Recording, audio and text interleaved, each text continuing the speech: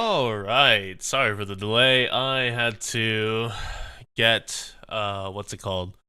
I had to drip some faucets because, apparently it's getting back to freezing. And I hate that. Well, I don't mind it, but I hate it. If that makes sense. I hate that I have to do extra tasks and chores at the end of the night.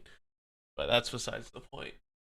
Let's see. Where is my charger so that I can turn on VTube Studio? Anyway, hello everyone. It is time.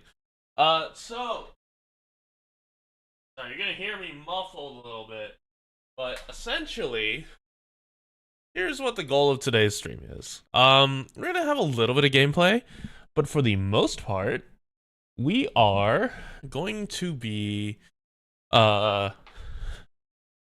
documenting our thoughts on Endfield. Enfield's beta has been, what's the word? What's the best way to describe it? It's been very nice. It's not been like the absolute worst.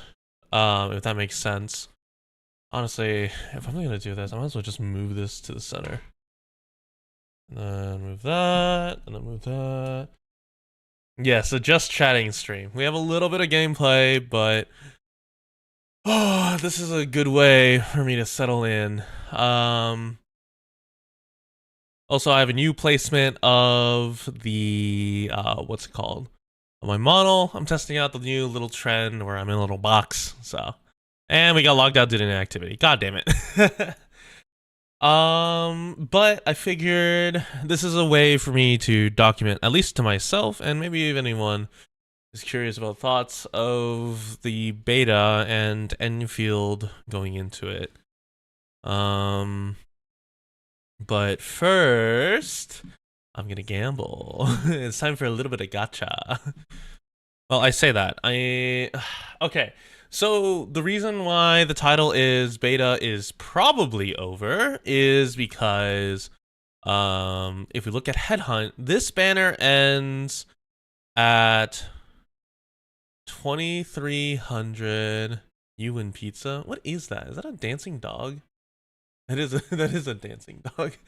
The banner for Enfield ends in about less than 12 hours. No, that's not right. In a little over 12 hours.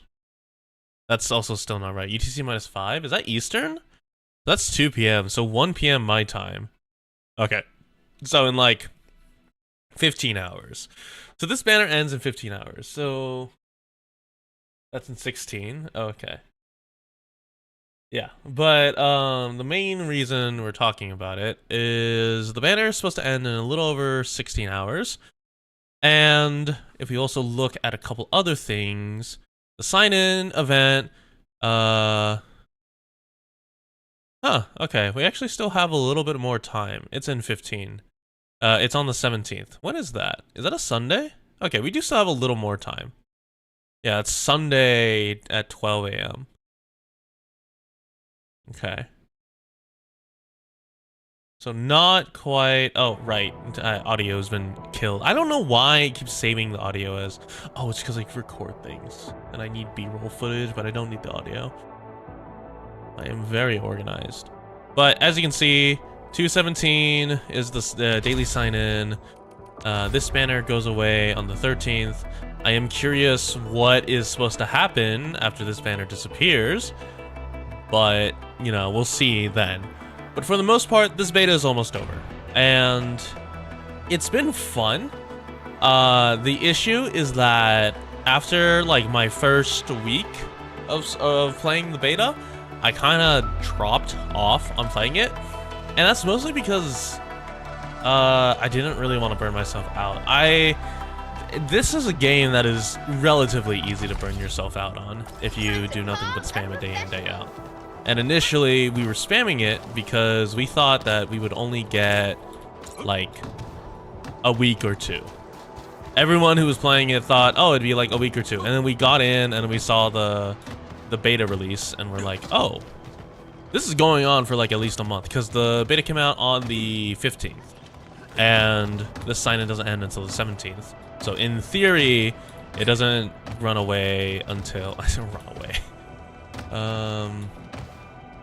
Yeah, it doesn't end for at least a full month. So the issue is that I finish story content by the 4th day, or like maybe like 6th day of like consecutive gameplay. And so that's just a little unfortunate, because then after that it's dailies and getting all your operators up. But tell me about it. It becomes really tedious, and so your daily expectations are really bad. But that's because it's the beta. This is not indicative of the final game. It's because it's the beta. So how much impact does potentials have in this? A little more than Arknights, a little less than other games. So that is, oh, I should probably write that down. So I do have a list of, let's see if I can pull up the window. Sorry, you're gonna hear me ramble a lot, and that's just the inherent nature of my talk patterns if I'm not scripted. So we have a little list, but I should put that under mechanics. Pots are better than Arknights, worse than other gachas.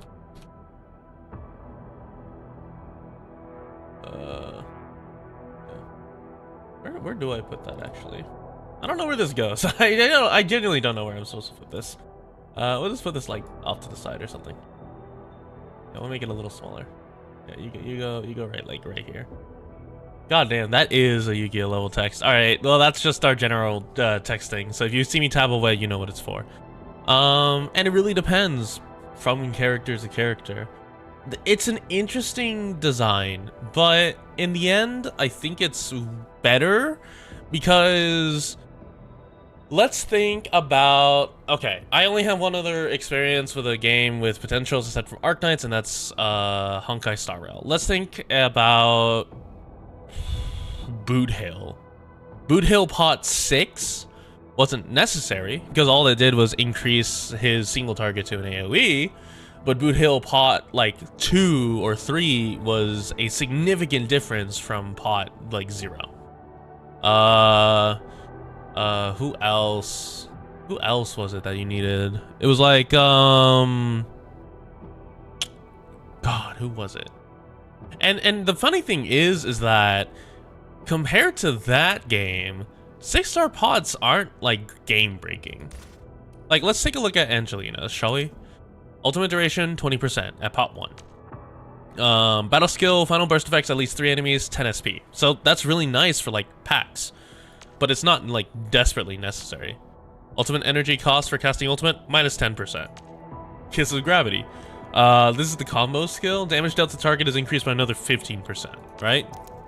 If no damage has been taken after 5 seconds when Gilberta is on the field, basic attacks deal a 10% additional damage. That's not bad for a main controller. That is absurd. You need 6 total copies of a character, or six total copies of a character to reach this. And all that does is this makes her a little more viable to run as like a main controller. But I don't know. I have my own feelings about using ranged operators in this game as your main controller, and we'll get to that later. But yeah, like potentials aren't terribly critical. Do you have a combat mission like if we look at Ember, right? Hits 2 enemies, 100% chance to trigger Grievous Hatred, which is her second talent, and this is a defense decrease. So this is a way to apply defense decreases outside of her combo skill, but her combo skill is also super fast to get.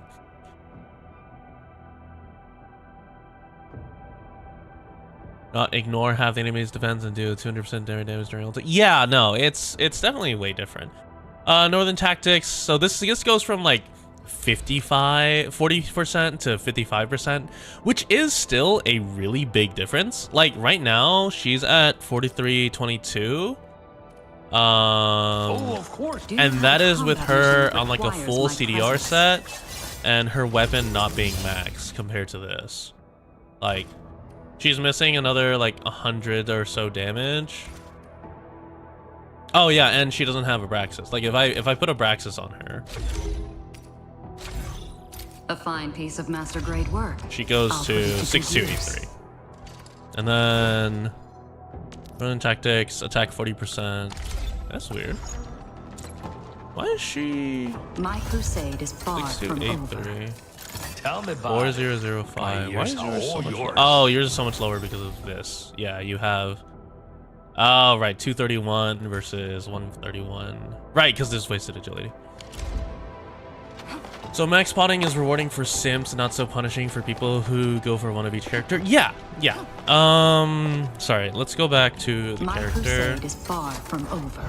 So Oathkeeper's Blade, blah blah, increasing from 40% to 55%. Not the biggest buff, but it is still a significant buff. An extra 15% is crazy. Ultimate energy cost, that's pretty generic. Defense 20, will 20. That's arguably one of the most dog shit pots I've seen so far. Like an extra 20 defense is, in the grand scheme of things, almost nothing. And will plus 20 is nice because it's like an extra, let's see, it's a 4.04 scaling for the healing. So it's like an extra 80, it's like an extra 88 health.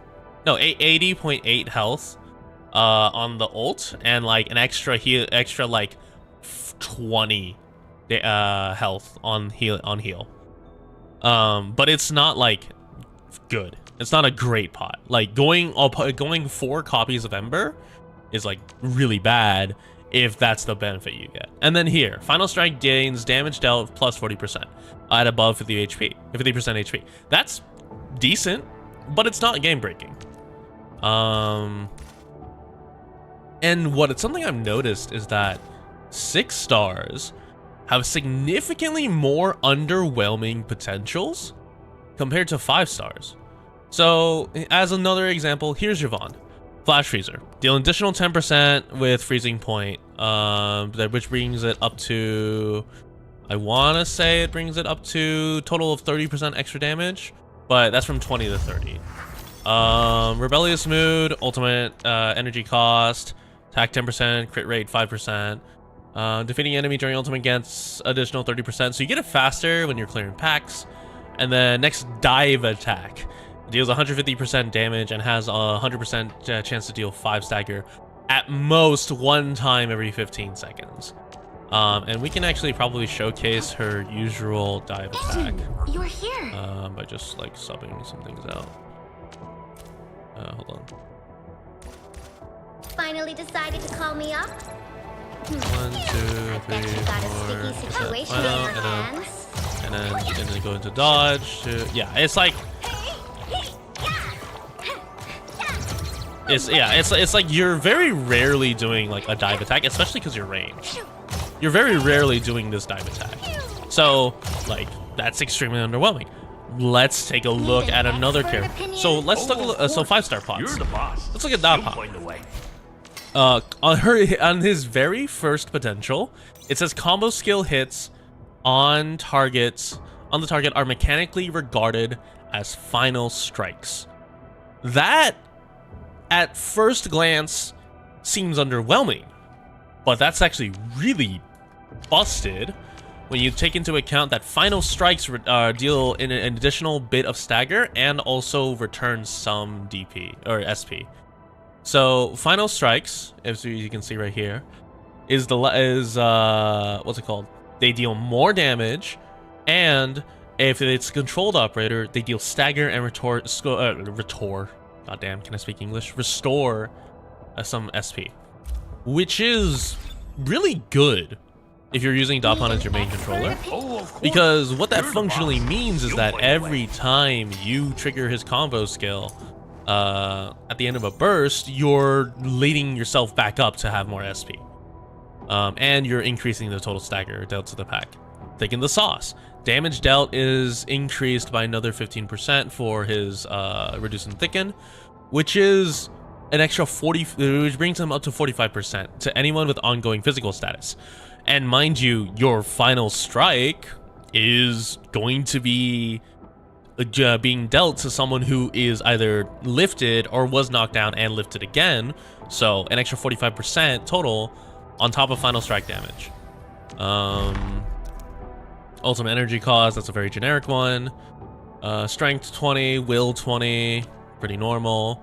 And then, yeah, here. If ultimate defeats at least one enemy, the operator gains 60% attack bonus.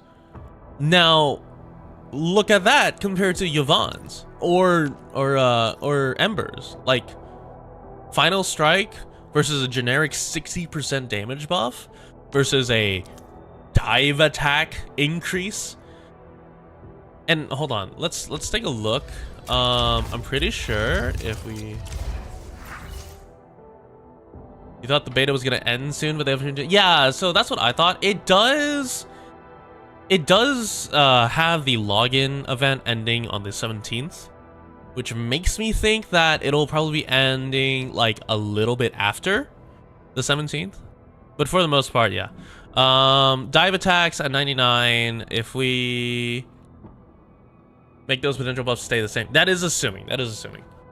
But like these are pretty fleshed out characters, and it wouldn't really make sense that these kits aren't kept the same, but that is like still up in the air. But like this dive attack, I think most dive attack multipliers end Tell me up about it. My ears are all yours. 99%. But actually hers might go up significantly more. Let me upgrade her real quick. I'm missing some stuff, so let's see. Oh no, she is at max rank 9. Okay. Thank you for the hydrate, Umi. So yeah, 99% on the dive multiplier.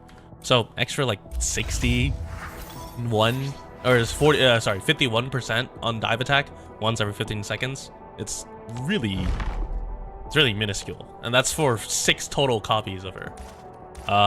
Snowshine, like AoE radius 20% for the ult. Polar Survival, another 5% defense increase for every defender. Keep in mind, this thing is already absurd. It's 10%. So 15 total of 30% for running Ember and Snowshine. Defense increase, and then you have a veritable monster. Ultimate casting, 10%. I think this might be universal across 5 stars. Hold on. 5 and 4 stars. No, it's not. Okay. Tundra Aegis. This is a generic stat increase. And then 6 early retaliate, restore at 20 SP. That's a 5th of the SP bar. It's nice. It's not necessary, but it's nice. And you're guaranteed to get way more copies of these than you are the 6 stars. If they keep 120 pity and kind of mediocre potentials, spend it. Yeah. Yeah, I think pulling 1 is optimal for free to play. But you can still just like pull for like max. Okay, this is gonna be somewhat argumentative, and it goes against like the paradigm of most gacha players. I think gacha players who build pity are hurting their chances significantly more, because those funds would have been there regardless. The gacha players who play to build pity, what you actually have, we're not building pity, you just have a gambling addiction. So yeah. Need to pray this game runs on your potato. Yeah, that is a little bit of a concern. It does take a significant amount of resource. So yeah, so Zaihi 4-star, treatment bonus 10%. You get SP restoration plus 15. Upon what's it called? So a total of 50. So you get half a bar back after casting your first damage buff. Or so, like, this is just very solid. HP restoration and attack boost effects from the ultimate is another 20%. So that one already comes with a base, I want to say, like, I think it's like 60. Yeah, okay, 55% attack increase, plus 20%, 75% attack increase from link aggregation if we're having 3 copies. Freeze protocol effect further reduces physical resistance is really nice when you inflict solidification. Really makes it so that you want to have her combo skill as like a finisher, which means you need to inflict arts somehow, which is typically done through shy. Angelina or Don't Perlica, etc., We etc. shall carry out this mission together. There is a slight issue, but What that's is it? besides the point. Because that'll probably be fixed with character rosters. But yeah, like pots are better on the lower tier characters, and they're worse on the higher tier characters. But the higher tier characters have the skill, like the extra skills and the damage to keep up with it. Like My crusade is far from over. let's look at this. Judgment End. Judgment End's cooldown is like 15 seconds at base. This brings it down to like 8 seconds. It's a 62% combo reduction, which it brings it down to like 8 to 9 seconds. Oh sorry, it brings it down to like 6.7 seconds if I recall correctly. Her combo skill is always healing, it's always dealing damage, it's always staggering, and it's always inflicting a physical status. Like, as she gets absurd benefits. This HP treatment, it's a 4.0 for scaling with will. Oh, sorry, 4.24. Forgive me. The base treatment is 700. It's a 75% damage reduction. And it's a 33% defense reduction on the enemy. Like, it's just a very solid ability. Like, her whole kit is extremely good. Versus like Zaihi is a heal bot, or sorry, a damage buff bot. Damage buff? Okay, I need to calm down. Damage buff bot and a heal bot, and she's like at best like somewhat okay. Just want controller support for the game. Yeah, I think controller support would be My really best. crusade is far No from set effect. over. Okay, so the key thing for this is that you are. Hold on, let me see if I can pull up the numbers. God, this looks so schizo. Okay, so we've done or at least I've done a numbers check with this. And technically, if you do run like a full set bonus, you are at like. Yeah, it doesn't really. This. Okay, hold on. If you really want to see it, let me find another window. Where is my notepad? Oh, here it is. Okay, so this looks really.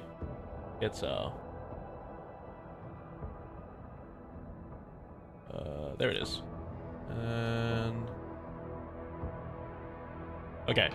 So, we're gonna focus on some specific numbers. So, this is the number associated with specific treatment sets. So, this number right here is a set where it is entirely based around.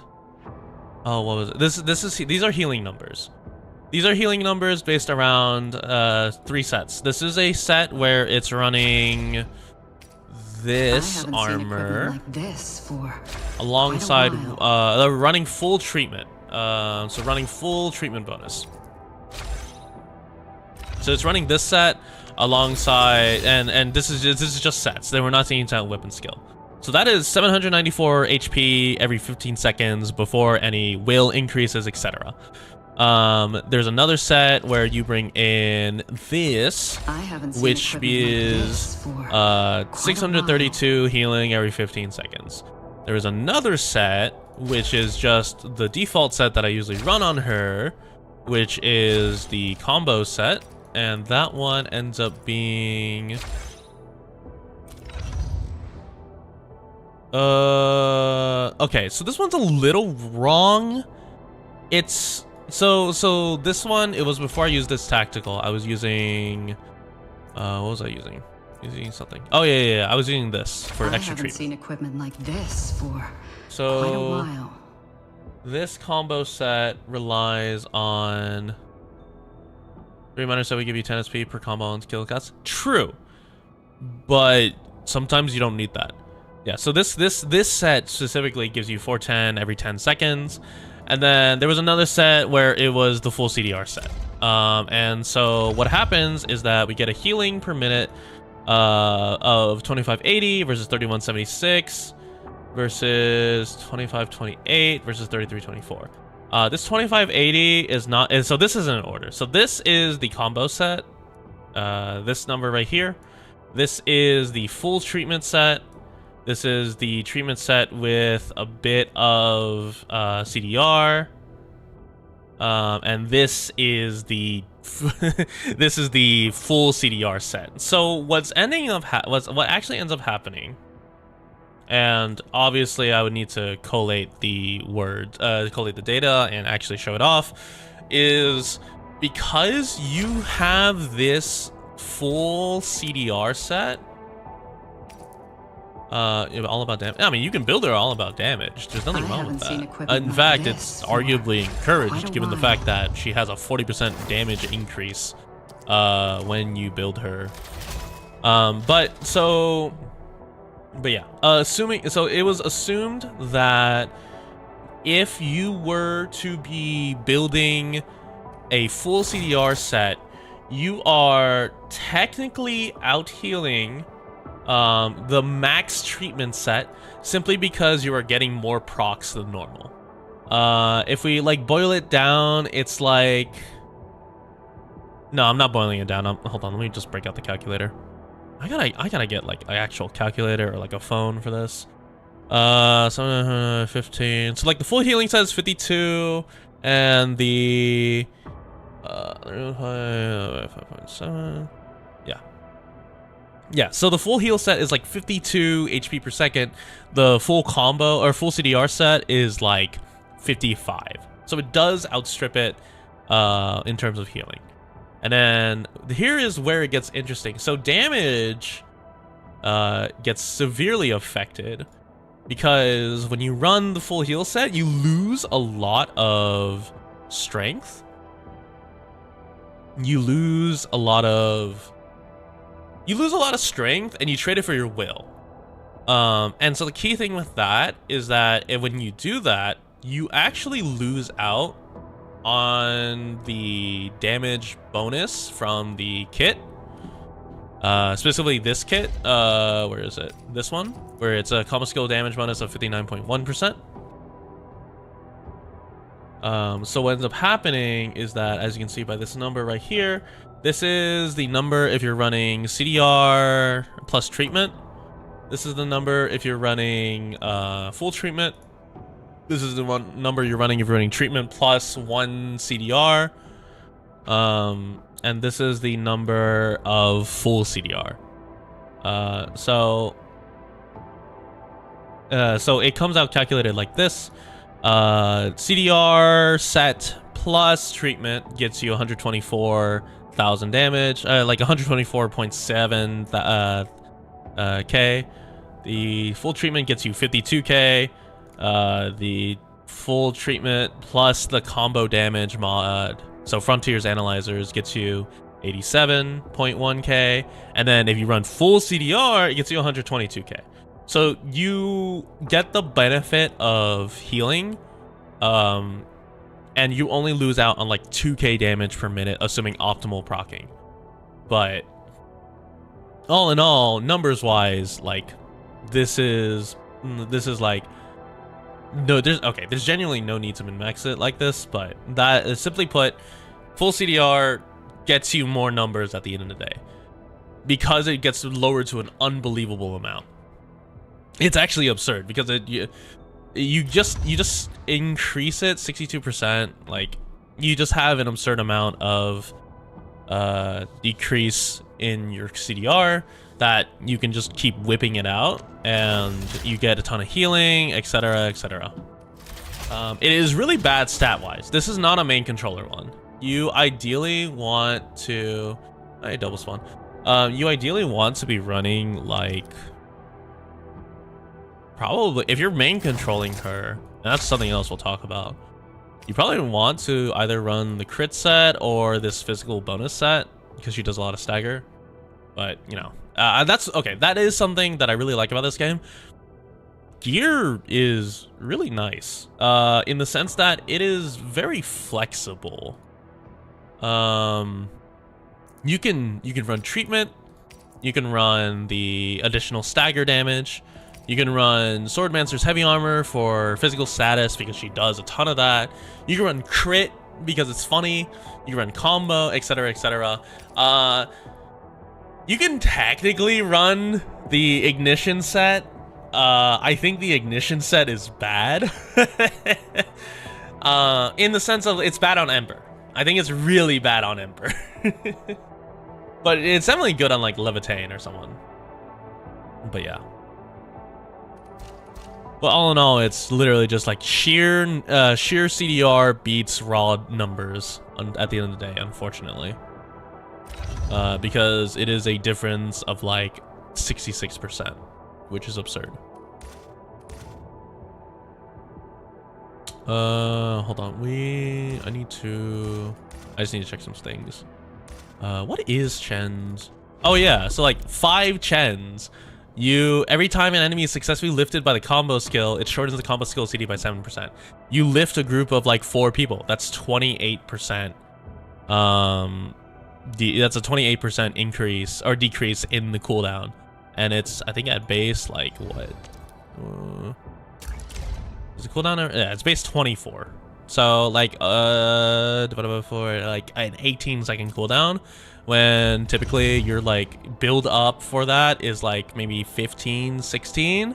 So you just sneak in a couple auto attacks, you group the enemies again. Like it's a very solid set if you're running for that. Which one else? What else is there? Ultimate deals 1.4 times damage to staggered enemies.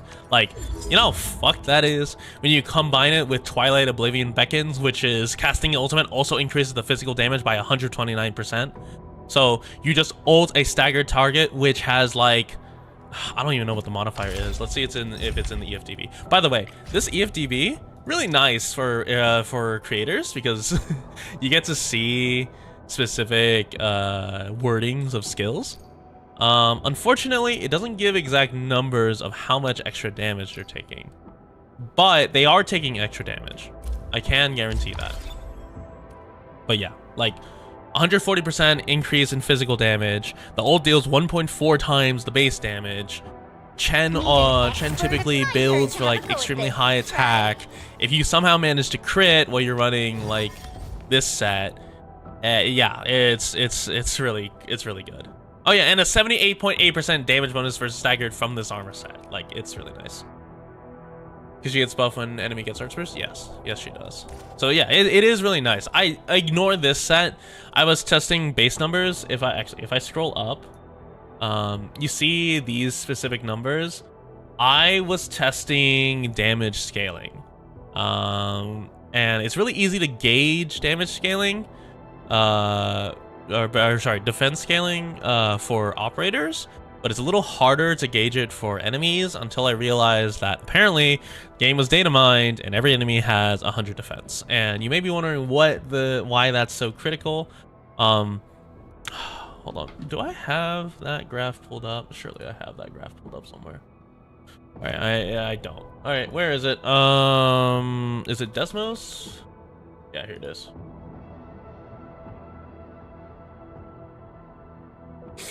Okay, so I need to bring this out into a separate tab.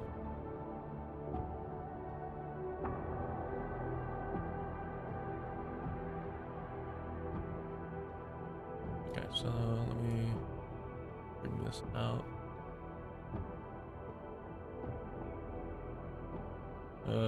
Okay, so let's just... So we are able to come up with this equation in the green right here by plotting armor values, and basically in Enfield you have diminishing returns on armor, or rather flat defense. So you have, so at 352 you have 77.8% damage. This green line right here represents the curve of damage reduction versus armor value. So let's take like, if let me hide this. So the X right here is your total defense. The Y is the damage reduction. So at 100 health or 100 defense, you're looking at roughly 50% damage reduction. And so this number that we have right here, if I show that off again, where is that? Did I hide it? No, oh, here it is. This number right here, when I was calculating like damage numbers at the top, that was from me talking about testing out physical damage numbers and verifying that every enemy does in fact have 50% damage reduction across the board. This is not including physical reduction and arch reduction, because apparently in the beta, no enemy has this. And if you're confused what I'm talking about, there are specific damage reductions that operators have. So in this case, there's physical damage reduction, there's heat damage reduction, etc., etc. Enemies with when you're calculating based off of pure base damages, no increases to like damage bonuses, have 50% damage reduction across the board. It's really interesting. And that could just be like a beta number. But if that's the case, what they've done instead is that, so they've gone and said, hey, every enemy has 50% damage reduction.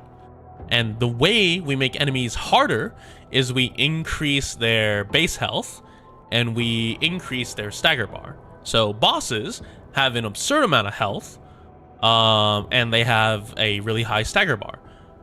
Local packs, like your average grunt, will have a low stagger bar and relatively low health. And I mean, what it does is it encourages you to build for damage. And that's not bad. It's just a little weird. It's just a little weird that every enemy has 100 defense.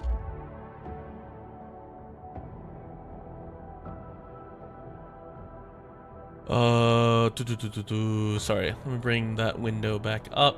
But yeah, so we were able to basically basically make an equation for it. And as you can see, once you start getting out to like 300, your total damage reduction is like, you're getting a lot of diminishing returns. Like for 50 defense from 300 to 350, you're looking at a 3% damage reduction increase. But from 50 to 100, or from 0 to 50, and okay, technically every enemy at 0 is like 0, but at 0 to 50, you're looking at like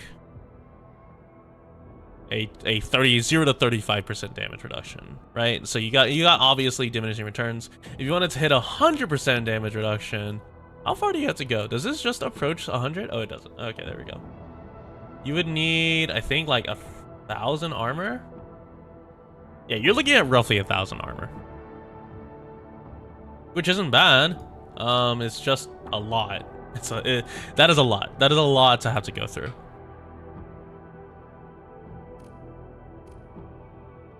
I think even at like my max defense, I only ever reached 500.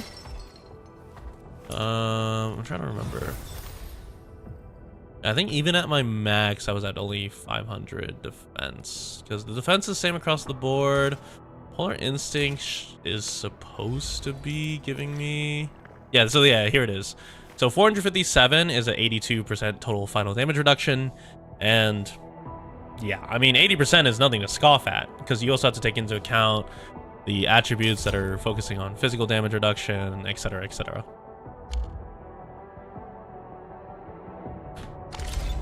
But yeah, man, there's so much to dive into this game.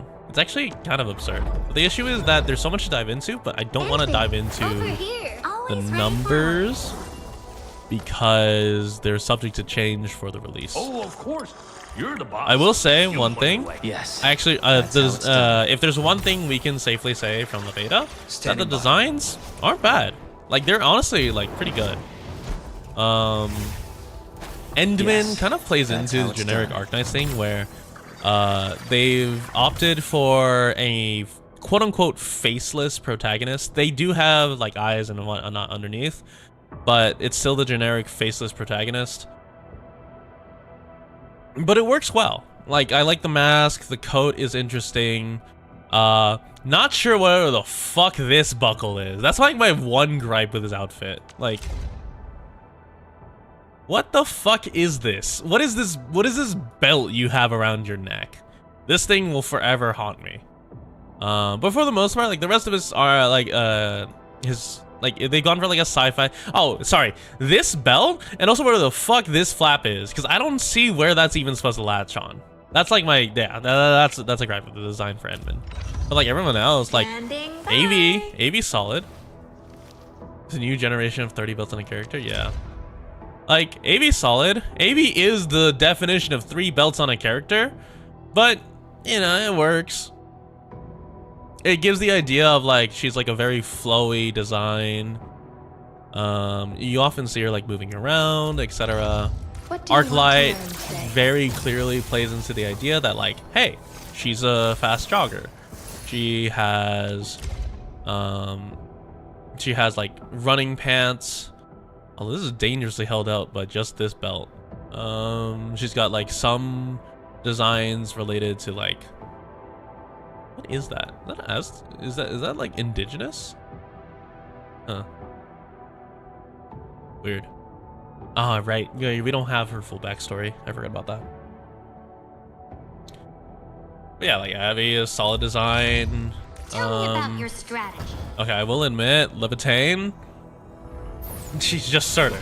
I mean, there's not much to say about this. She is just Surtur. The design is what you expect from Arknights. You can very clearly tell that she is a fire-based character because look at her, the hem of her dress, it's all burnt. She does eat a lot of ice cream. That is a lot of ice cream. Time for some exercise. Like, Chan is a very normal, like, preppy outfit. I do currently on like standby. Zaihi. Zaihi's design, in my opinion, is like how you could fit other regions' aesthetics in the same world. Zaihi's whole thing is that she is from like a brotherhood that worships technology like a religion. So she gets the like nun habit outfit. But you can still see like some aspects related to technology, the visor, the little tack pad, etc. Like this is still very clearly a like still in like set in like a futuristic design. Hello, Masked Flame. And you honestly, you see it a lot in like every design that you can tell that, hey, this is in a world that has mastered some sort of technology to allow for teleportation, to allow for some futuristic technology, like or some technology related to that's like not set in the medieval period. We do still have magic.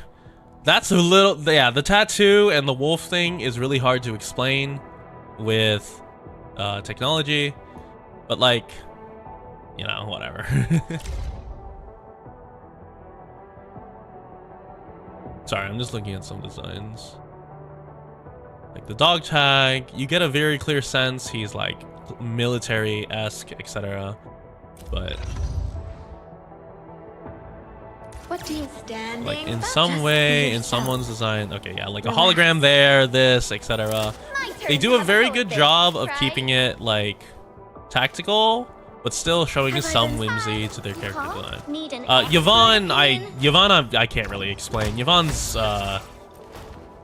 it's fan service. Well, okay, her bots are cool, and like her, yeah, there's not much I can really justify here about Yvonne. The plastic jacket, I really hate. She is like a very cute character. I just think that these design choices are kind of bad. But like that's from my preference. That's from my preference. I think as a character she's fine. I think she's just not my preferred design. Like, if I were to pull on a banner, I would not pull on Yvonne.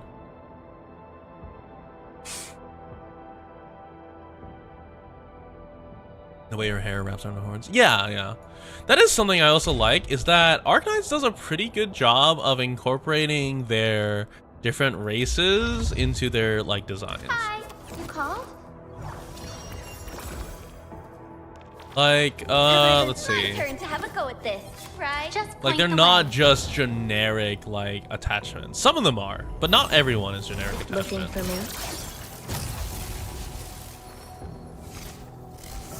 Like, this is kind of a generic attachment, but it's not bad. Always ready for I work. have no justification for Yvonne or Snowshine. Snowshine, I have found, is one of my more preferred operators in terms of gameplay. I can't justify a snowboarder wearing this though. It's it definitely shows that you're playing a gacha game, and there's nothing wrong with that. I just not a snowboarder. To be fair, maybe I just don't understand. Maybe there's some other aspect of snowboarding culture that Yvonne, or not, that Snowshine is like actively like partaking in. But all in all, this designed for a snowboarder is kind of absurd.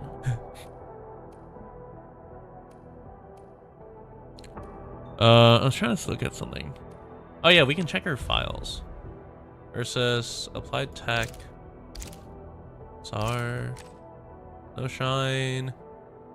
Maintains a regular lifestyle, denies alcohol, history of alcohol use, history of living in ice fields. Yeah, so it's like, it's one of those things where maybe this is like a modified part of her design, where she used to live in ice fields, she used to live in high altitudes, but her old outfit was extremely stuffy, and so she thought extremely stuffy in lower or in higher temperature climates that she modified it. In which case, sure.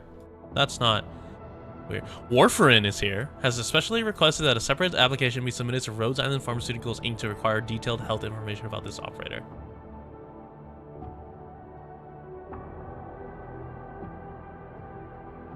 Is a Rhodes Island I just realized I never read these. She's from Rhodes Island?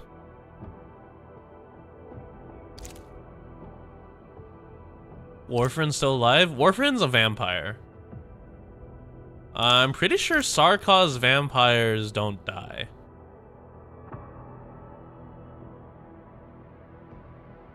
Oh, right. So right, I forgot to mention this. There is a way they justify reusing designs. There are certain characters that technically are information copies of the characters from Arknights. And the reason they were able to do that is basically they used Originium to basically information transfer to a different to Talos, and this is their body, and they're technically a different person, but they still have connections to their original information source. So for instance, Snowshine and Levitain, they're information copies of Surtur and Aurora. Gilberta is an information copy of Angelina.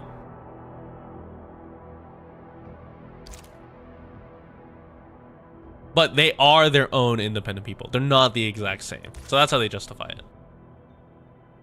But yeah. Yeah, we're 3D printing clones at Endfield. We truly are.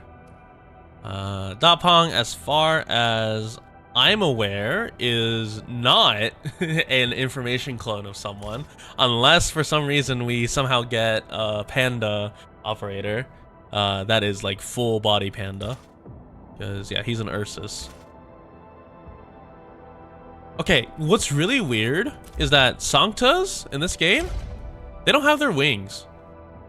They have the halo. We see this halo, but they don't get their wings. It's really weird in my opinion. Like, who is there any other Sancta here? Liberi, Lupo, Unknown, Kuranta, Sarkaz, Lung, Sarkaz. Yeah, like she's the only, like, I don't know why this Sancta doesn't have her wings. It's really weird.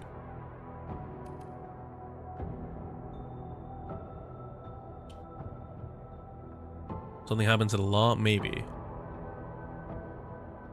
Yeah. It could just be like, maybe Talos doesn't support it. Or maybe something happens to the wings in the future that Enfield takes place in. But yeah, other than that, it's like... Need an expert opinion? All in all, the designs are nice. Standing by. Just be yourself. Looking for me? Tell me about I think it. Dapang is My peak, ears but that's are also all because yours. he's a big panda who cooks, and every single one of his abilities is related to cooking. Chop and dunk, more spice, rolling cut, flip da walk. His name is Dapang, which is big plate, which is and also it is panda, and also the big plate is just him because he often talks about serving himself a big plate of food. He is a very layered cooking joke, mixed with panda jokes, and honestly, I don't know. He's arguably my favorite operator. He's just very goofy too, like but yeah. Any instructions, administrator? Don't be shy. So yeah, I mean, Come yeah, closer. design wise, and like we can also take a look and not just the operators. Let's look at the enemies. So the Angeloi, and I know this is Aggeloi. Apparently, Angeloi is how you say it because it's something in Greek. It's just not very intuitive. But yeah, the Angeloi are just rock enemies. So no matter where we go, we are still fighting rocks, which is funny because instead of Originium being the big bad evil, now it's just more sentient rocks. And Originium is like the actual like helping tool because we use like a lot of Originium base nodes to teleport around. Yeah, so like look at this one. This is a snake made of rocks. This is a humanoid enemy angel thing made of rocks. This is a tripod of rocks. This is a vaguely human looking thing of rocks. No matter where we go, we cannot escape fighting rocks. But like the Landbreakers, man, I am really saying a lot. They are all like, these guys are all unified in their design, and specifically Bone Crusher enemies. They all have tubes coming from their mouth because they use these tubes to huff their own special gas. It's actually kind of fucked up. God damn it, I said it again. I need to stop saying them. I'm using it to fill in gaps of silence, but it's whatever. But yeah, they use these tubes to huff gas, and apparently these tubes allow them to observe unique symbols that they themselves can write down with a specific like pigment, because we actually do that in like Wolfguard's base quest. It's really interesting. I don't have a good explanation for why this man has so many tubes. Oh no, I do. Uses ventilation pipes to pull in your operators to attack them. Wait, these ventilation pipes are like attached to his like tubes section? Is he like taking a really big breath? I don't know. It's weird. Yeah. Is a bush of hippies on high from the bright? Yeah, basically. And then we get a glimpse at another set of, what's it called? They're not land. Another set of Landbreakers, or like specifically the indigenous like bandits in the Road Plunderers, the Hill Smasher, and the Cloud Stalker. For whatever reason, birds are also our enemy, and when we go to the very Asian-inspired Wuling outskirts, alongside Tauruses and Regular Man. Regular Man is very funny. He is just a man with a club, and yet he just likes to get nuked from orbit. Cloudstalker is actually really lame as an enemy. All he does is rip out fart clouds and then summons orbs that deal like 100 damage. Hill Smasher's fucked up. I don't know if you've ever seen a Hill Smasher gameplay, Hill Smasher kinda is like the difficulty spike for generic elite enemies. Because, like, let's look at Landbreakers. Executioner is not a threatening elite enemy. Let's see. You are... Yeah, Ballista is not a threatening enemy.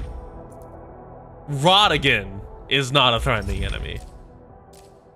But for whatever reason, the Landbreakers in Wuling have this big ox guy carrying around a rocket launcher of fireworks who can swing it and knock you into the air and then nuke you from the ground.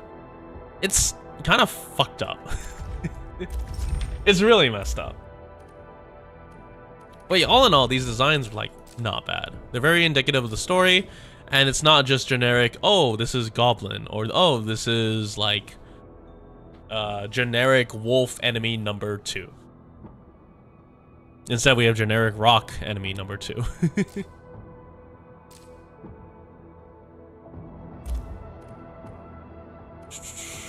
I'm trying to think. Weapons. Okay.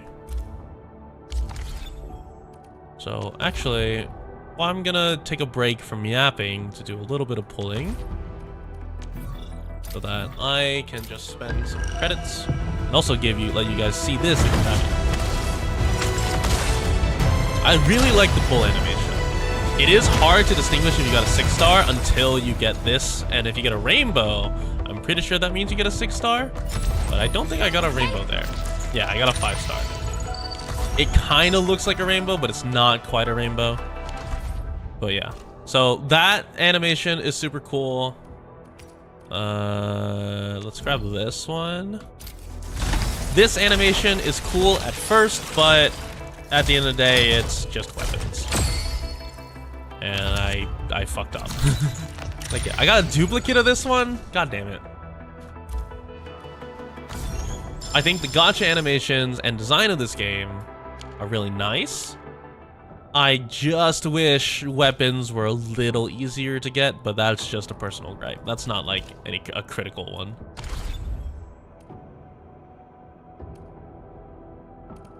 What else is there? Oh, okay. So here's the main ones, and this might change. Dodging sucks dick. Or okay, so let me put it more tactfully. Dodging is extremely unoptimal, because let's take a look at fighting an enemy, shall we? So this enemy will at some point attack, and I want to dodge out of the way. And you can do it early to preempt it, or you can do it to get a perfect dodge. But you don't get anything for a perfect dodge. Like that roll attack, I could just do automatically. I could just dodge and I do it instantly. I don't get any benefit for doing it either. Instead, half the time, it is just better for me to tank hits and get stagger damage increases, as opposed to dodging and losing my stagger damage, my final strike. Because keep in mind, when you dodge, you interrupt your basic attack chain, which in turn causes you to lose your, what's it called?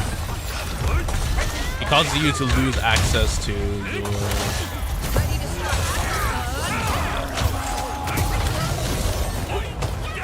yeah, cause you lose access to your stagger bar increase, to your SP regain, to some effects like, for instance, taking damage. It causes Ember to hit the target, etc.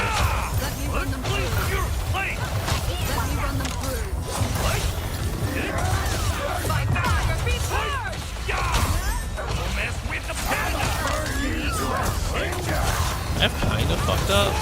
Not really.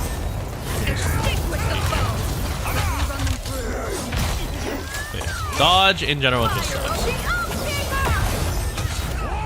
Rate up, weapon is 1 to 3% off rate, more than move up. Yeah, that is true.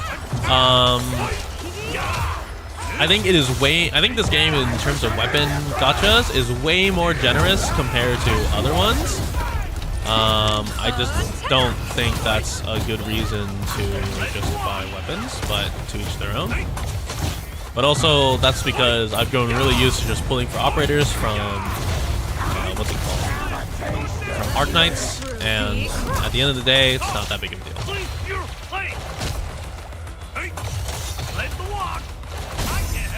Wow. Okay, so actually, I don't think that gave me SP. It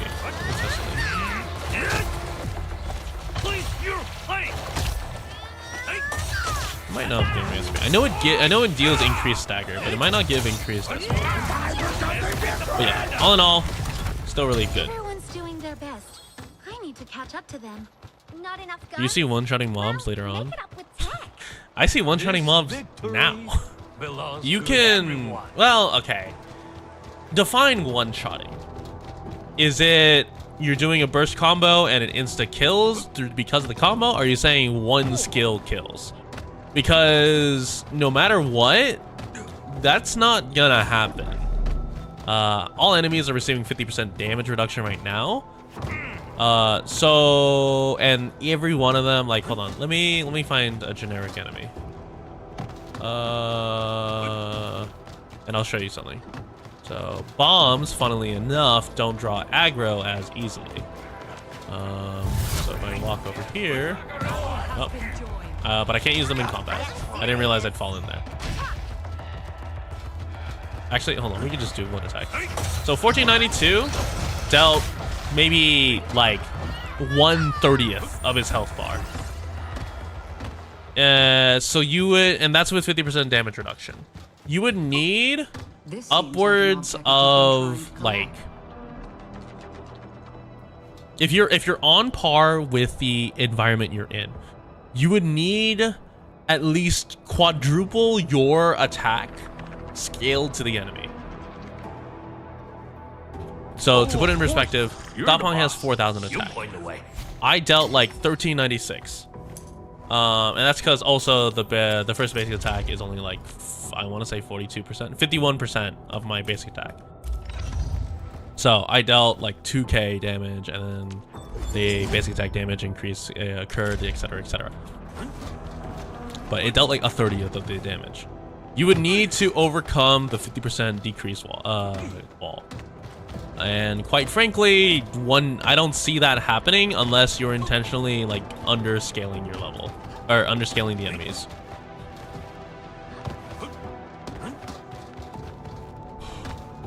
I think all in all, weeklies are okay.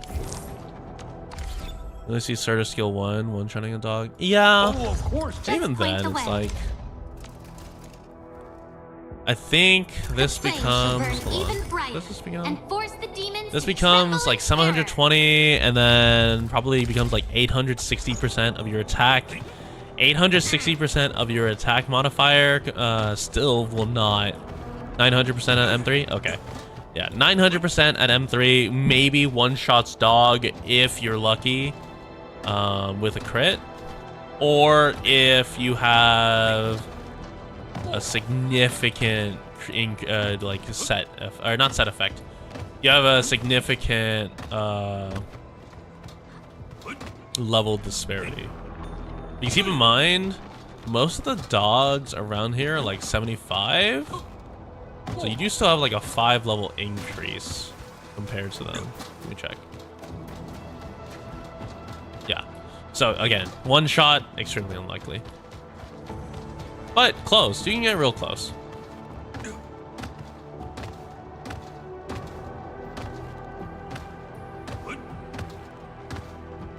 Sorry, now I'm thinking. I need to recollect my thoughts. The gacha, I think, is really nice. In terms of visuals, both of them are really nice. The fact that currency is achieved from pulling for characters means you are rewarded for pulling for a character, and also pulling for their weapon, or you are rewarded for pulling for a character by being able to pull for their weapon, and also you get a ton of this currency from doing the algorithm memories, which is like the end game weekly. You get where is it? 500, 1000, 1600, 2200, 2800, 3400, 4200, 5k. You get 5k Arsenal tickets per what's it called, per week, which means you have 2 weapons. You have 2 weapon pools per, or 2 to weapon 10 pools per week. because they go at, oh, sorry, you get 1.5. Sorry, and my bad, I was incorrect. But the point is you still get a significant amount of weapon pools per week, and banners are running for multiple weeks at a time.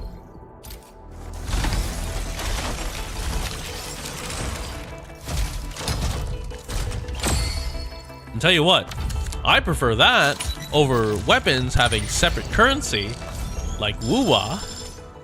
And hell, I still prefer that over weapons having to take like an absurd amount of, what's it called? Weapons don't take like an absurd amount of investment from Origin Prime. You're encouraged to just save for the characters. The weapons are an afterthought.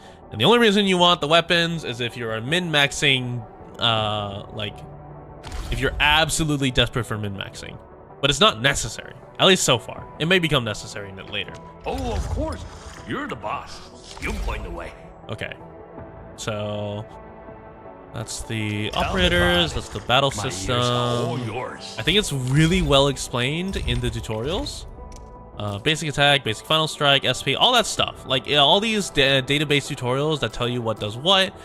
It does encourage you to find these out for yourself, because you don't actually get these database entries until you actually do them. Like for the longest time, I had no bursts because I was aiming for the reactions and not the bursts. I think like I had heat and maybe electric, but I didn't have cryo or nature bursts, because by the time I started doing cryo burst or tried to using cryo nature, I was doing arch reactions like corrode and solidify. You see 5-star version of certain weapon already? Yeah. There's a 6-star version that I have. The combo skills, you're encouraged to discover these before you see like optimal / like typical procs. Like this combo skill for Caberta, you would have to proc a reaction with it in order to see it. But these are like very common things to occur. This one for Arknight is a little weirder. Because it shows herself proccing it, but the wording is very explicit, and so oftentimes you're gonna be focusing on the wording, and they're very specific on their wording, and for good reason. It's because it's a great way to establish that some operators require very specific pathways for their combos. And so you can look for similar things. So like skill casting, you're looking for SP via skill casting, and they make it a different color, just emphasize skill, because that makes it different from final strikes. So like Zaihi will proc Arknight. Anyone using this combo set will proc Arknight. Snowshine, when she returns SP, will proc Arknight, because the battle skill, when it successfully retaliates, restores 20 SP. Who else? Perlica on her combo skill hit restores SP, and that's a clear pathway for proccing Arknight. And so this EFDB is really nice. Arknight is 6-star weapon. Yeah, Arknight's 6-star weapon. I'm surprised there's not a 5-star version, but to be fair, it is really busted. But yeah. What else? Oh, okay. So we can take a step back and let's look at gear. So when you're starting out, chances are you're going to be stuck with white gear, green gear, the blue gear, and then like maybe a week or two in of casual playing, you'll be at purple gear. That's when you start seeing sets. But until then, you're getting no set effects until blue gear, and these are pretty lackluster set effects. These are HP below 50%, deal a percentage increase in damage. Or HP, what's it called? Or you get damage reduction and you get an increase in a stat. Like, yeah. You get increase in a stat, and when your HP is below 50%, it does some generic effect. They're not bad, but they don't define an operator. So as a result, the way you can improve your damage output is you start looking at the characters themselves and start thinking, okay, what can I do?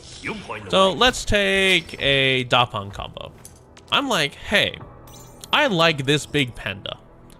I want to do more with him. So what can I do to increase my damage output? Well, I use combo skills because those don't take SP. Because you're forced to share your SP pool, which means you need to be very limited with the amount of actual battle skills that you use. Okay, well, I need lift or knockdown. Well, let's take a look around. Who lifts? Chen lifts with both the battle skill and her vulnerable skill, or her combo skill, which relies on vulnerable. Okay, well, who else could do that? Let's take a look. So as it turns out, Gilberta on her combo skill also inflicts a forced lift. But for that, you need an arts reaction. So let's take a who inflicts arts. You have Yvonne on her battle skill, or you have Ember on her battle skill, but they need to be knocked down, so they need to be vulnerable. But for Gilberta to proc it, you need multiple arts. So like you have to start thinking of like what characters can combo into each other, and once you find that definitive chain, you can build a team, and all of a sudden your pathways to optimal pack damage and in general just like boss damage greatly increase. As opposed to, hey, I have this 4-piece set that increases your crit damage when the enemy is staggered. It just applies to your character, and that's all we care about. Or like I have this 5-piece set that, or 4-piece set that says, hey, I'm just gonna massively increase your base attack, and it has no interaction with the rest of the team. Now, you can do that in later options, like this one, where it's like, oh, Riot Sentinel. When it scores a critical hit, attack 3% for 6 seconds, max stacks, critical damage 30%. But even this one requires you to start weaving in specific combo skills, because this is for 6 seconds. Your average full attack bonus is only going to be lasting for your average like full strike combo is only, it takes on average like 3 to 4 seconds, and most of the time those are 4 to 5 hits. So you need to sneak in combo skills, or you need to sneak in like extra battle skills. So how you do that is combo skills that don't require SP, or battle skills that do, and typically you're going to lean towards combo skills, which means you now need to look at team building. This treatment stuff, it specifically focuses on team building for healing. Arts reactions require you to interact with, or arts burst require you to interact, because otherwise you're just lining up 2 skills twice, and typically those are casters who are going to be taking these, which is lame because casters typically don't have like, what's the word for it? Casters typically are forced to take a long time, not a long time, but longer than normal to activate their battle skills and do the infliction. This one is heavily encouraging physical enemies to deal stagger. Like, they're all focusing on interacting with the game mechanics as opposed to buffing the specific character's raw stats. And that's what I like about it. Oh, of course. You're the boss. You point the way. And then, oh god, okay. I have one minor gripe. One minor gripe. AIC kind of sucks right now. And I say that having not put in a lot of effort. And here's the thing. I haven't put in a lot of effort. But I put in just enough effort that I could just make all the gear that I want without caring. This is end game gear stuff. I don't care. I don't care that I haven't put in a lot of effort in base stuff, because like I don't need it for anything. Because inherently you're not forced to do the factory once you get your optimal gear production, which is good and bad. Good because for people who would be filtered by the factory, hey, you get to interact more with the world. Bad because there are people who will play this game for the factory, and that's a little unfortunate. You do get these if you do like your factory optimization. It gives you gifts to increase trust. I'm gonna be honest, this is just for like 100% completionist. It's not great. That and... Okay, I'm not gonna lie. This AIC unloading thing to get more materials is really obnoxious. I think this could benefit from either a belt speed increase, so I don't have to have 2 different lines of like bottles, or have 3 different outputs of rocks because I need to power, what's this one, 8 thermal banks. Like, if we could have a belt speed increase, it'd be really nice, because that would increase the efficiency of the factory. But right now, don't have that option. So, as it is, AIC kind of sucks. No way around it.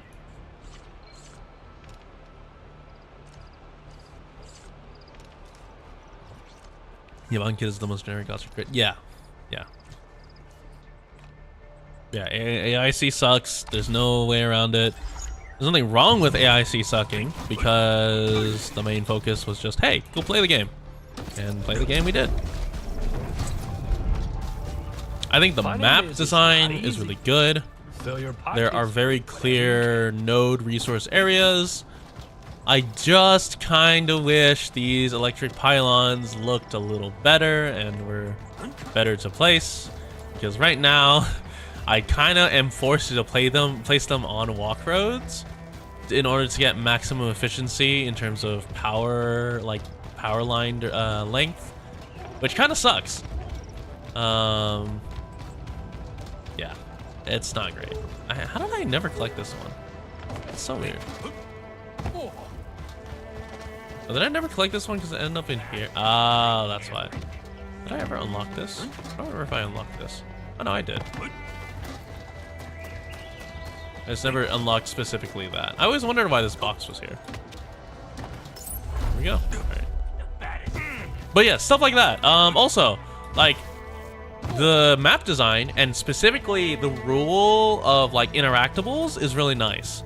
Like, I don't have to walk for more than maybe a minute or 2. Not even a minute. I don't have to walk for more than 10 seconds before something that's interactable arrives. So, like, here. I walked for like 10 seconds. I'm here at a rare resource node. I walk 1 second. Here's a rare enemy. I walk another like half a second. More enemies. And then these enemies lead me up to a mining area. So if you're exploring the area, you know, hey, I should probably come back there for a mine. For mining resources, and you go back there and you expand the factory. They do a really good job. But yeah, they do a really good job of having the map guide you into exploring.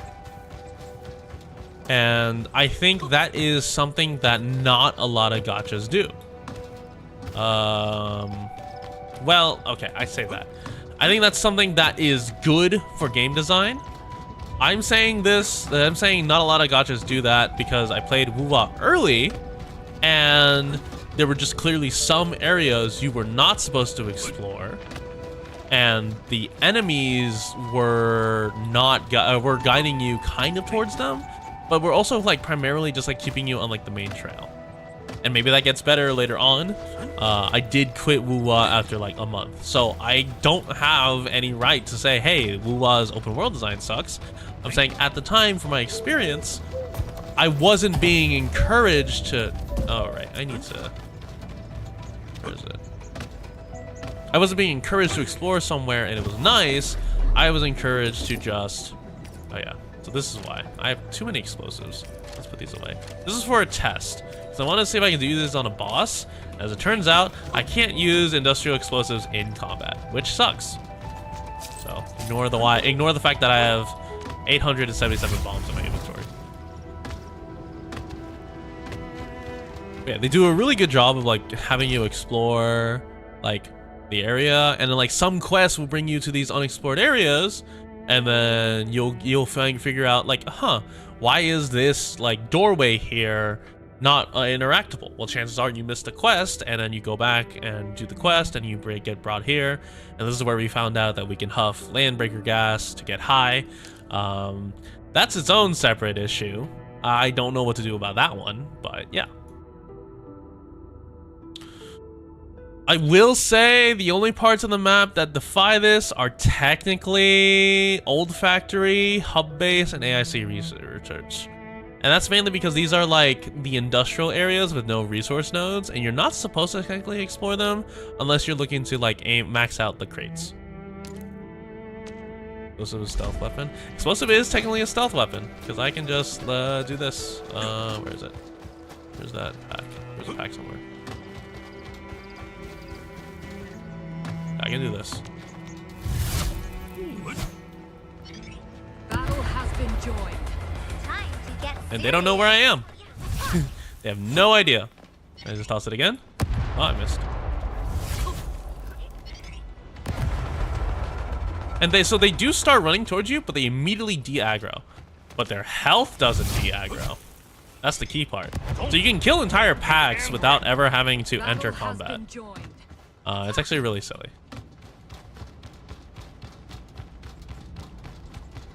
Every operator is Wizardell. I meant to make a video on that, showing this off, but yeah, every operator is technically W. And that was funny to discover. But yeah, I mean, like, what else? What else? Like Valley Pass, okay? We're taking through all this. We're told to explore this on the main quest, and then we go back here, and then like all the packs encourage us to explore this area and kill, and then we get interactable, and we get this like electric nexus that we interact with, and then some quests will take us over here to the arsenal area, etc., etc. There's a boss here, like, and then. What's like the most egregious example? I think the most egregious example is technically Jane Long. And that's mostly because Wuling Outskirts is unfinished. They take you from here to here to here to here to here and then to here. Right here.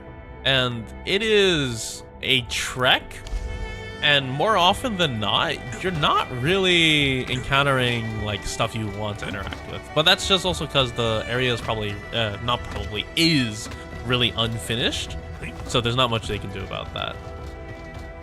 Because after all, it is beta. Other than that, missions are pretty good. For the most part, you can skip them, and honestly, for like the green missions, I would recommend skipping them because they're not really important unless you care about like all the story. Character companion quests are nice. Okay, Dijon needs improvement. I forgot about this thing mostly because I don't use it. This ship sucks. There's no easy way to sugarcoat it. This ship sucks so much. Technically speaking, you're supposed to be using this ship to grow rare resources that you don't have like a ton of access to, and also print EXP. Except I'm not allowed to monitor my base or monitor this ship from the command nexus. I can't auto collect. I can assign operators, but I can't auto collect from these cabins. I have to manually go to each one and grab the resources from each one, which sucks. Like, I don't think this should be the case, and they will probably change once it comes out, but right now, that's like my biggest gripe, is that the Dijon is not user-friendly.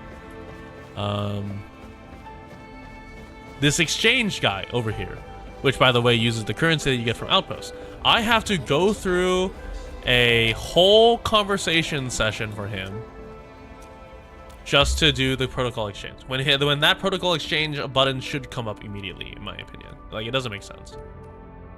Okay, so let me buy these. They do encourage you to just like stockpile a ton of points. It's honestly not bad. Yeah, and we're now down to that. And you're able to carry over like 1,000 in between.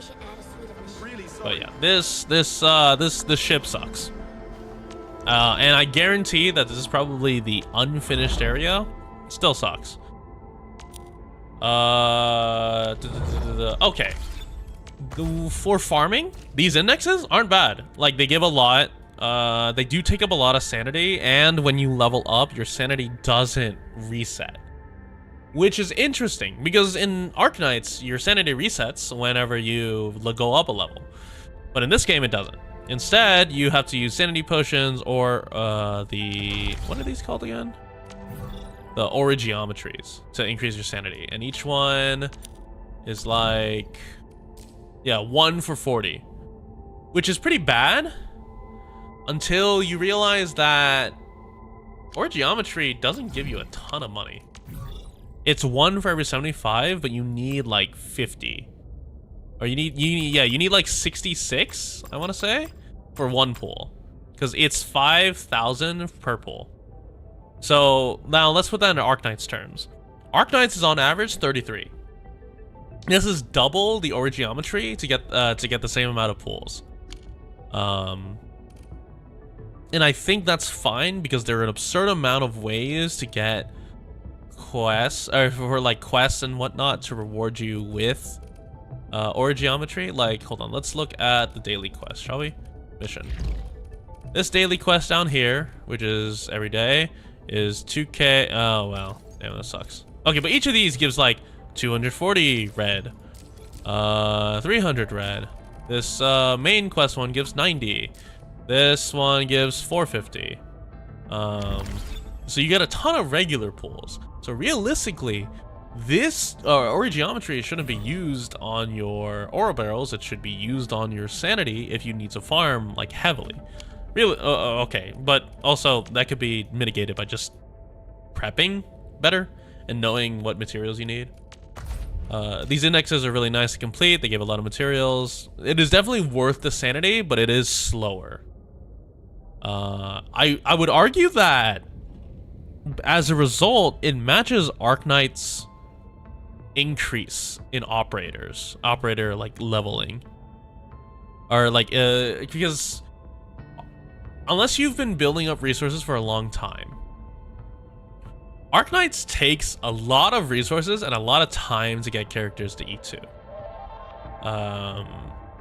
Now, obviously, once you're in endgame, that doesn't matter because you do them at will with your sanity boosters, etc., etc.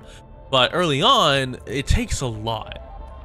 So this mimics the idea that, hey, this is not a sprint, this is a marathon. We want you to keep playing. We want you to come back and take a break and get the resources that you need for your operators to level up. And that's not bad. I hate these simulations. These are dog shit simulations that you should only do if you want the operational EXP and the ore barrels. These are somehow worse than both what's it called? These are somehow worse than both paradox missions and reclamation algorithm.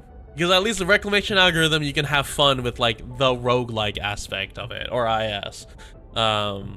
This is just to complete a mindless task and it's a one-off. It teaches you how to do the factory. So that's a plus, but yeah. Your dailies are nice. Each one gives, what is that? 80, 80, 80, 80. So you get 400 you get 400 every day, which is pretty generous because at 400 every day, 2,800 a week, you get 10 pulls every 2 weeks, which matches, yeah, that's not bad. 10 pulls every 2 weeks, bringing you to 260 pulls a week, or a year. 260 pulls a year with 120 guaranteed on a banner will typically have like 140. You get a ton of these from like other quests and getting like the chest and also completing like the operational manual. Point is, early on you're gonna have a ton of currency. This might become an issue later on for endgame, but that depends. I don't know if I'm very curious if they're gonna add a monthly pass. They should. Every other gacha has it, including Arknights. I'm very curious if they are though, because there is a lot of money, or not money, a lot of currency for pools in this game that are being handed out just on the regular.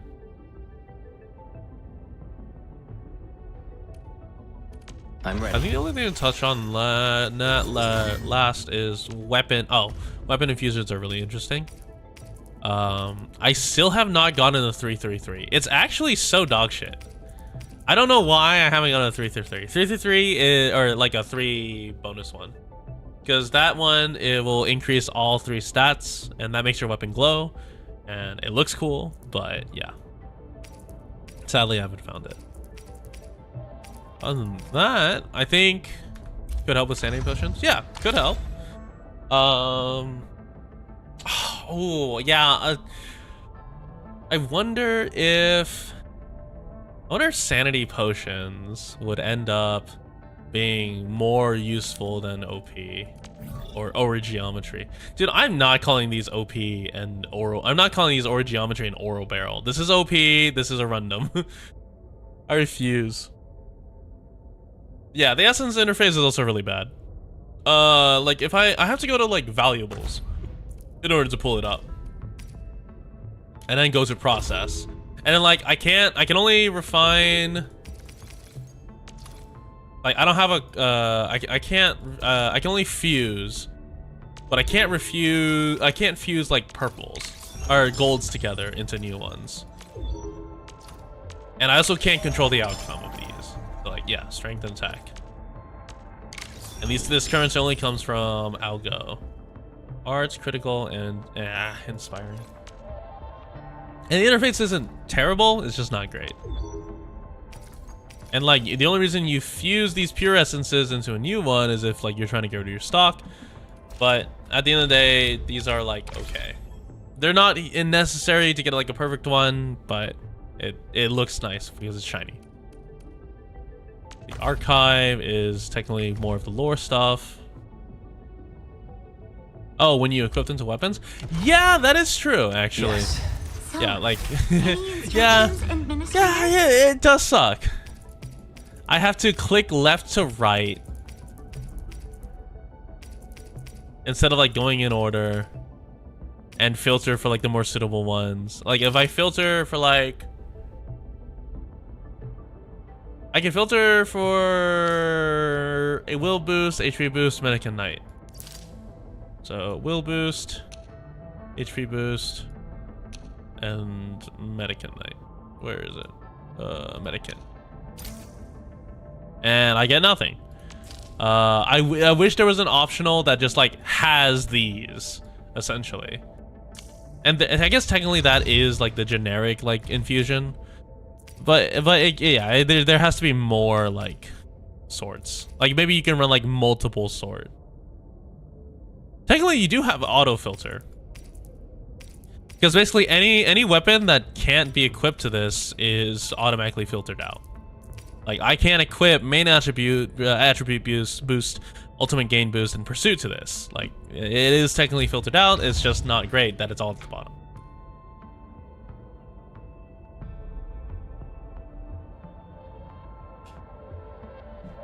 What else is there?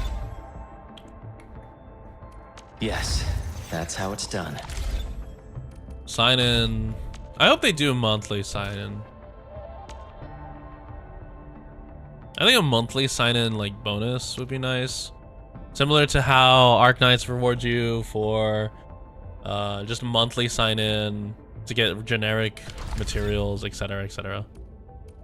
Because at the very least, I would encourage your players to come back, do the dailies. By the way, these dailies are super easy. You log in, you log in and you do your daily quest, and then spend sanity if you need to. But login is 20. Doing a daily task is 80. So you log in, do a daily task, you've done your daily task for the day. It's really funny. And then index is like, oh, I need to spend sanity. So this is like a 10-minute investment for dailies, which is way faster than the Arknights.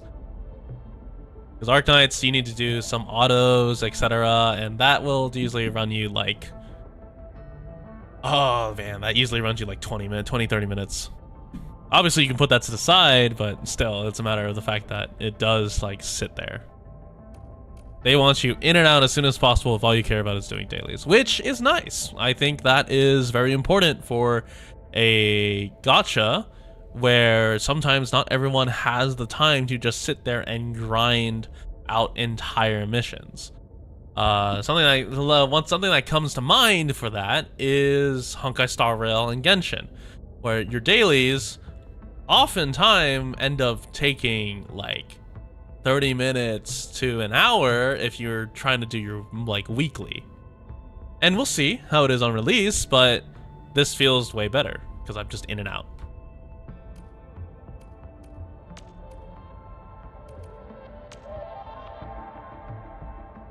Well, so you don't break your account if you use the perfect one for the new character. I just got a new pet. Yeah, maybe.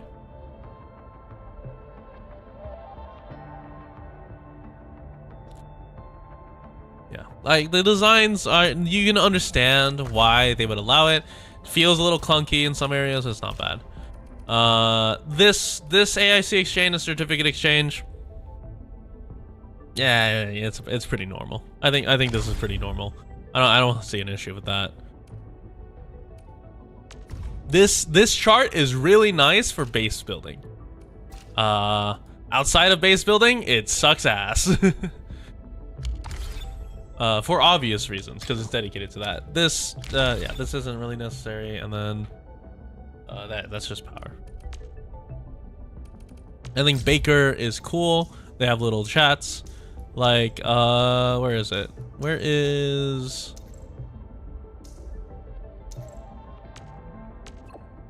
Yeah, like Perlica, it has some interesting messages. They use Baker a lot to like, instead of like, what's it called? You having to go to an NPC will issue a quest through Baker. Ember will send emojis. Oftentimes it's the praying one. Who else? Yvonne will text you asking for asking for like voice clips, etc. Like it builds life. It builds life for characters. Where's Levitain? Levitain literally burnt something to a crisp for electronics. It's really nice. It's fun. The more you stay with the game, the more valuable your account gets. Over time, account value sounds like stock trading for me. I mean, basically they're just trying to keep you. And I think a game that tries to keep you invested is a game that will have longevity. To be like, let's think about it this way. They're trying to hit a wider audience.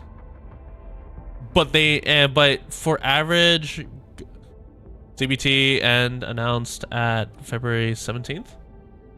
Did it? Let me check.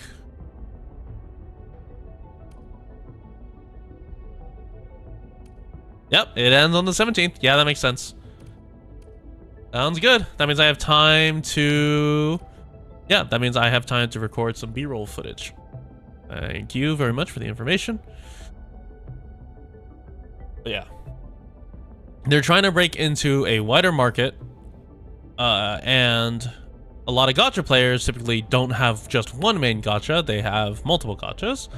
So they want you to at least partake and maintain, like add this to your list of daily rotations, right? Like on average, most gacha players are rotating between like 2 to 3. And I think this is a great way to have a low effort daily rotation that encourages you to maybe get lost during your playtime because you go to do a mission and that mission takes you somewhere and you go explore more, etc., etc.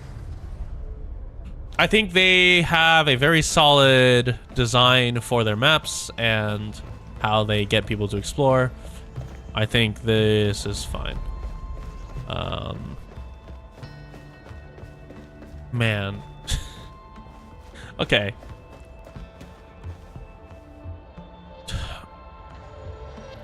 Man, I am really bad at this, like, off the cuff speak. I'm most of the time I usually just... Oh yeah, so like, look at this. I have to walk in here to manually collect this, and then it doesn't autofill. I have to then, once again, have it redone to the max, which is crazy because under normal circumstances I shouldn't be complaining because it's like resources. They're like, oh no, I have to like interact, but these are the same people who have an extremely robust collection system in Arknights, so I expect their base to be better.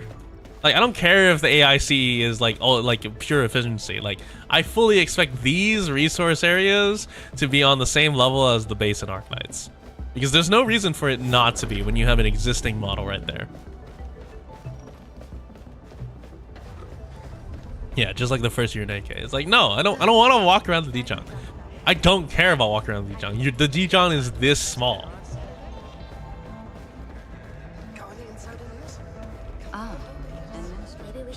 But yeah. In terms of gacha, go for one of every character. You're not punished if you don't wail and like go for max pot on a character too heavily. The 5-star pots end up looking better than the 6-star pots. So you only 6-star if you really like the character, or you only max out the 6-star pots if you really like a character or you happen to get dupes, etc. Man, I say that a lot. I think 120 not carrying over is a-okay because, quite frankly, remember when doctors rejoiced when we finally collect all? Yeah, the finally collect all button. Holy shit. I could not imagine playing base without collect all. I joined last year in June, so I didn't really get to experience the no collect all. I joined like right after the quality of life update, or not right after, but like 6 months after the quality of life. So I do not remember the struggles, sadly, but I've heard tales of it. I've also watched old footage and deemed it horrifying.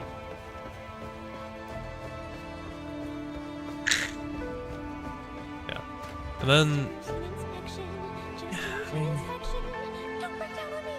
okay, I'll say it straight up. No, I've already said it straight up. I think the gacha is fine. I don't see an issue with it. It doesn't hurt you if you like a character.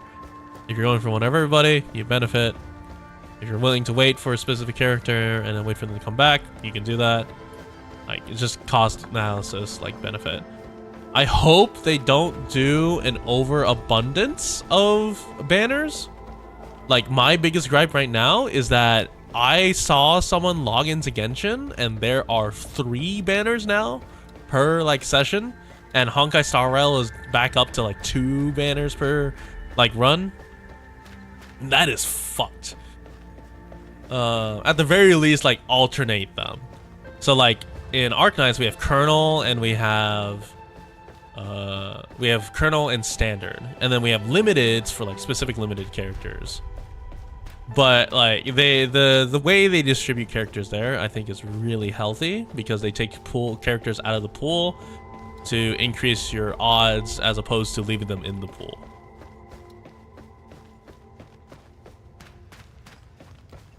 But yeah, I think though that is everything that is on my mind. I will say, when this game comes out, you gotta read. I've noticed a very common trend in people asking advice in both in the beta test chat, of people just not reading abilities and potentials. And there's a big meme in Arknights of Ian can't read, but I swear to God, you gotta read.